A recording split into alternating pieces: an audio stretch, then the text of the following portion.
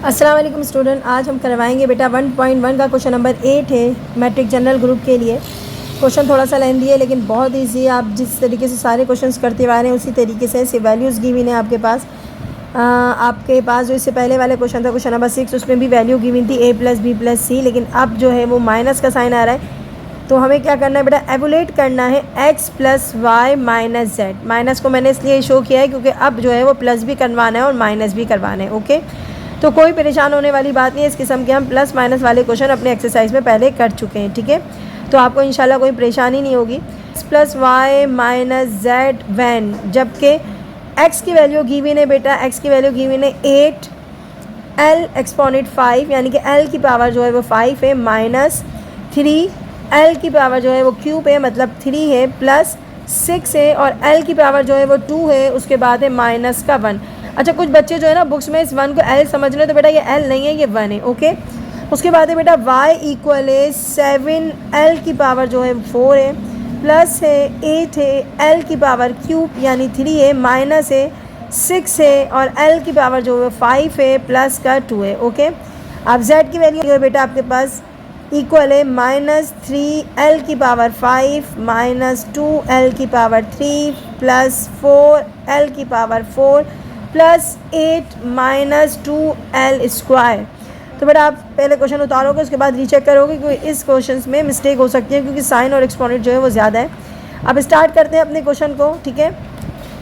आपने क्या फाइंड करना है बेटा, आपने फाइंड करना है x + y माइनस का z, आपने ये फाइंड करना है। ओके बेटा, अब स्टार्ट करते हैं इन सब की putting the value of x y z लिखते हैं, और आप स्टार्ट करते हैं क्वेश्चन को।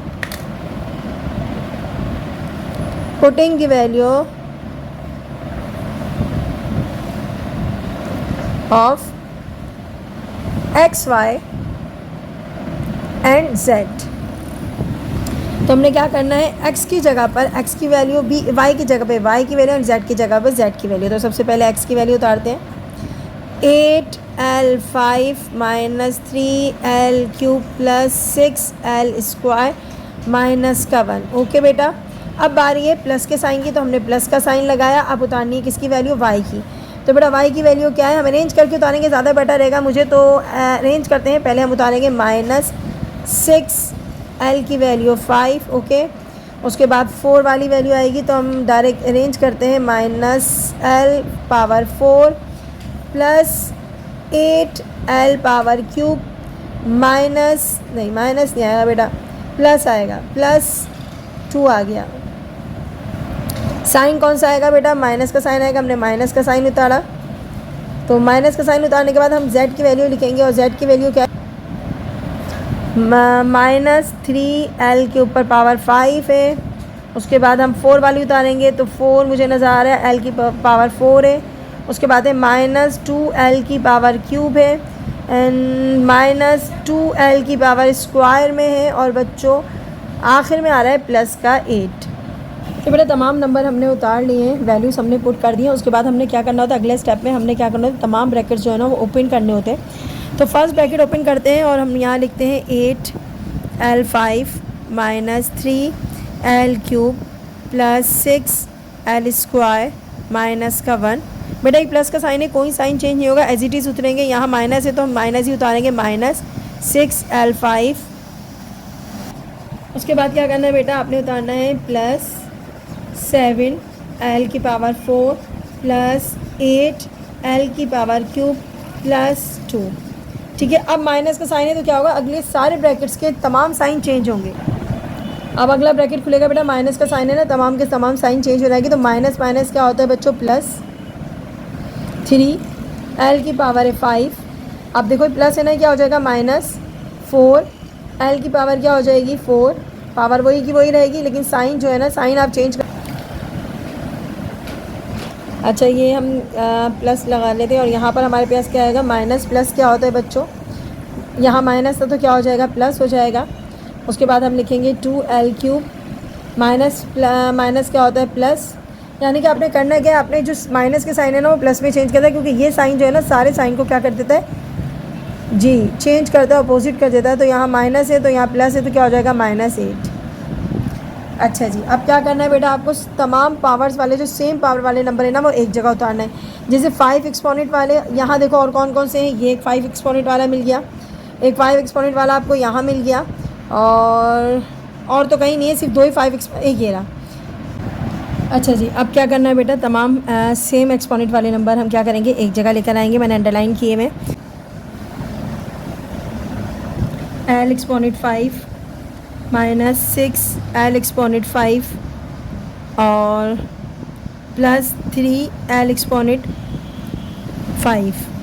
उसके बाद हम क्यूब वाले नंबर 4 वाले नंबर लाते तो हमारे पास क्या आ जाता है बच्चों, यहाँ से प्लस 7 l एक्सपोनेंट 4। अच्छा जी, उसके बाद हमारे पास यहाँ कोई 4 की एक्सपोनेंट नहीं है, यहाँ पर आ रही है प्लस 4 l एक्सपोनेंट 4 और यहाँ पर और कोई भी 4 की एक्सपोनेंट नहीं है। उसके बाद हम आते हैं क्यूब की तरफ, तो माइनस 3 l क्यूब, साइन बहुत ध्यान से उतारिएगा, आता है बेटा प्लस 8 l क्यूब आ गया।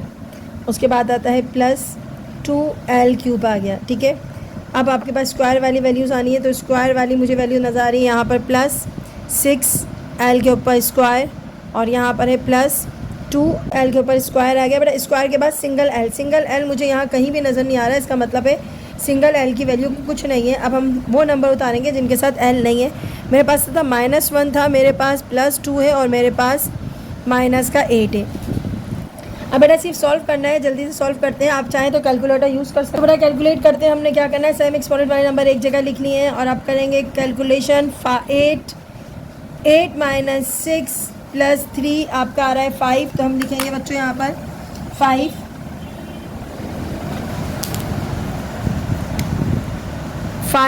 l exponent 5। 7 में से 4 माइनस किया तो बचा बच्चों, 7 में से 4 माइनस किया तो बचा 3, बड़े नंबर के साथ प्लस था तो इसलिए 3 l एक्सपोनेंट 4 आ गया।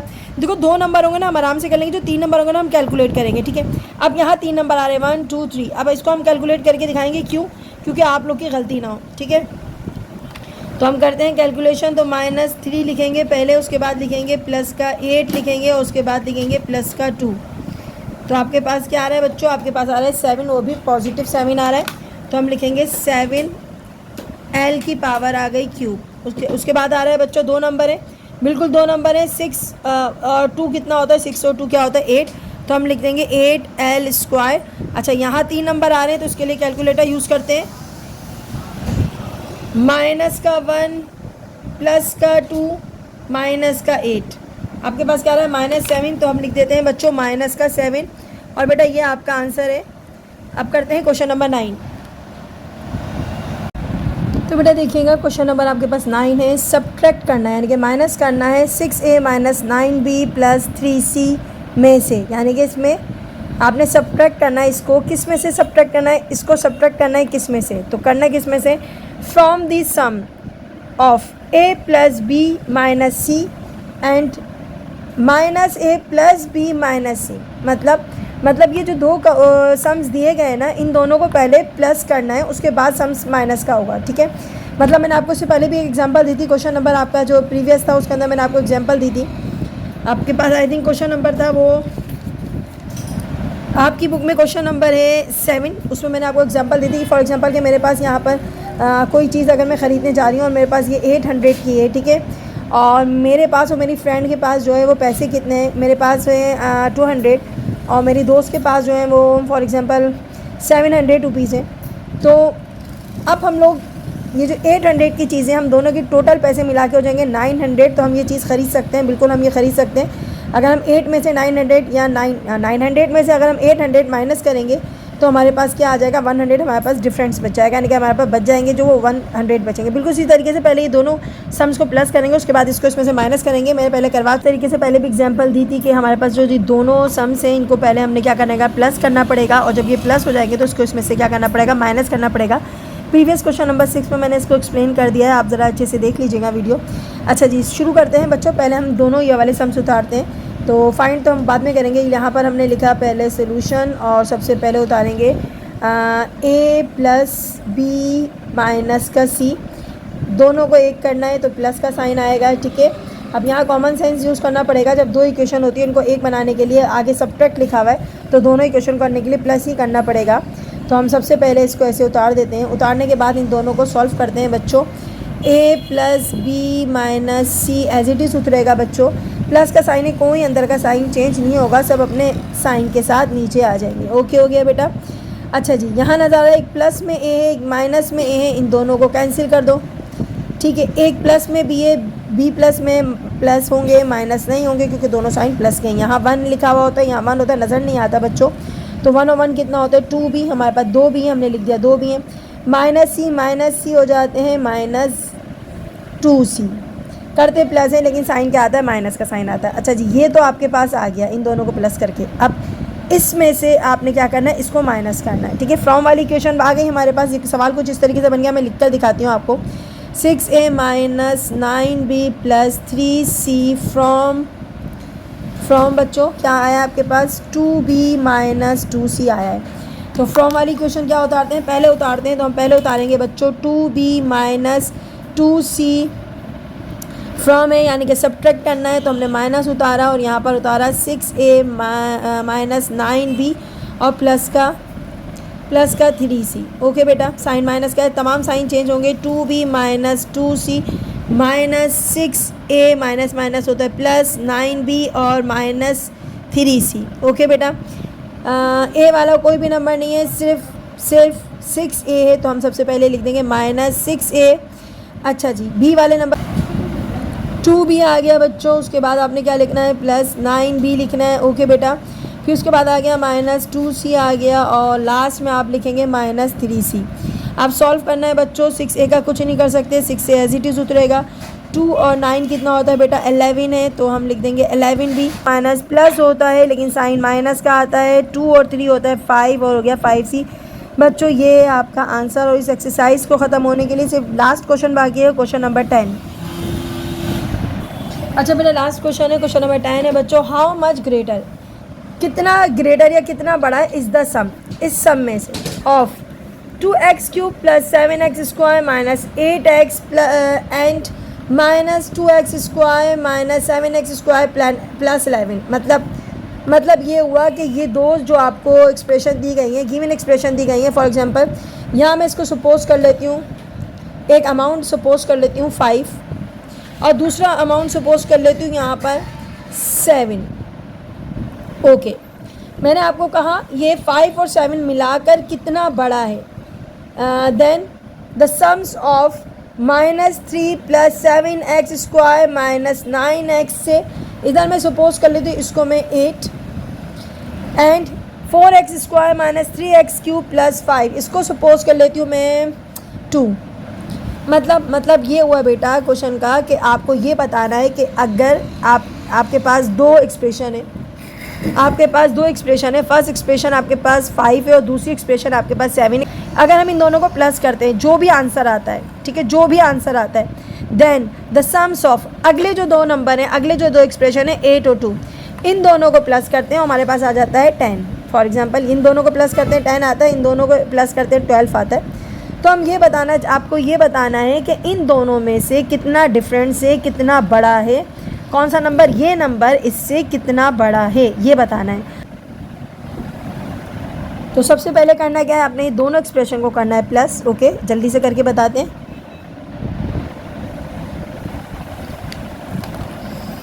First expression is 2x³ plus 7x² minus 8x। इन दोनों को पहले प्लस करना है, यानी कि जो आपका 5 और 7 हमने 12 करा था ना, उस तरीके से इन दोनों को आपने क्या करना है बच्चों, प्लस करना है। और उसके बाद अगली दो एक्सप्रेशन को करना है प्लस। चलो प्लस करते हैं फटाफट।